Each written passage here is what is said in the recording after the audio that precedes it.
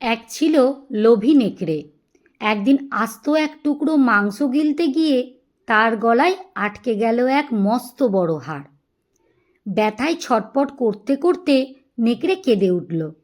উফ, হাড়টা আটকে গেল রে! এখন আমি কি করি? একা একা তো বের করতে পারছি না।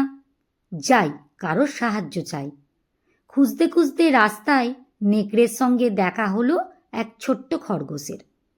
নেকড়ে মিহি সুরে বলল, ভাই খরগোশ, একটু সাহায্য করবে?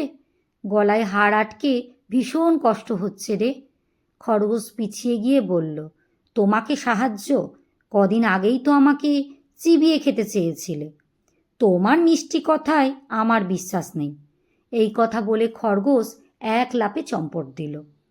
কিছু দূর এগোতেই দেখা মিলল এক বাঁদরের। নেকড়ে কাকুতি জানিয়ে বলল, ও বাঁদর ভাই, তুমি তো আমার পুরনো বন্ধু। তোমার হাত তো বেশ লম্বা, একটু হাতটা বের করে দাও না। গাছের ডাল থেকে বাদর উত্তর দিল, আরে রাখো তো তোমার বন্ধু প্রীতি। দেখতে পাচ্ছ না কলা খাচ্ছি? খাবারের সময় এরকম বিরক্ত করবে না, ভেগে যাও এখান থেকে। মন খারাপ করে হাঁটতে হাঁটতে নেকড়ে পৌঁছালো নদীর ধারে। সেখানে এক বক চুপচাপ মাছ ধরছিল। বকের দীর্ঘ ঠোঁট দেখে নেকড়ের চোখ বুদ্ধি খেলে গেল। সে বকের কাছে গিয়ে মিষ্টি হেসে বলল, কি চমৎকার দিন, তাই না বক ভাই? জানো, এই নদীতে প্রচুর মাছ আছে। তুমি একা কেন কষ্ট করবে?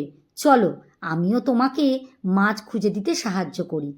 বক একটু সন্দেহের চোখে তাকিয়ে বলল, নেকড়েরা তো ভীষণ চালাক হয়, অকারণে আমাকে সাহায্য করতে চাইছো কেন? কোনো মতলব আছে নাকি? নেকড়ে ড্যাব ড্যাব চোখে তাকিয়ে বলল, না না ভাই, কি যে বলো! আসলে সাহায্য তো করতেই চাই, কিন্তু গলায় একটা হাড় আটকে গেছে তো, তাই একটু আটকে যাচ্ছি। বক ভাবল, এ তো সাধারণ ব্যাপার। সে দয়া পরমেশ হয়ে নিজের লম্বা ঠোঁট নেকড়ের হাঁ করা মুখের ভেতরে ঢুকিয়ে দিল এবং এক টানে হাড়টি বের করে আনল। হাড় বের হতেই বক বলল, যাক, কষ্ট দূর হলো। এবার চলো, দুজনে মিলে মাছ খুঁজি। কথাটা শুনেই নেকড়ে বিকট শব্দে হেসে উঠল। মাছ? ওরে বোকা বক, নেকড়ের গলায় মুখ ঢুকিয়ে তুই যে মাথাটা নিয়ে জীবন্ত ফিরে পেলি, এটাই তোর বড় ভাগ্য। তোকে যে গিলে খায়নি, তার জন্য আমাকে ধন্যবাদ দে। এখন এখান থেকে পালা, নাইলে আজ আর বাড়ি ফেরা হবে না। ভয়ে বক ডানা ঝাপটে তখনই দূর আকাশে উড়ে গেল।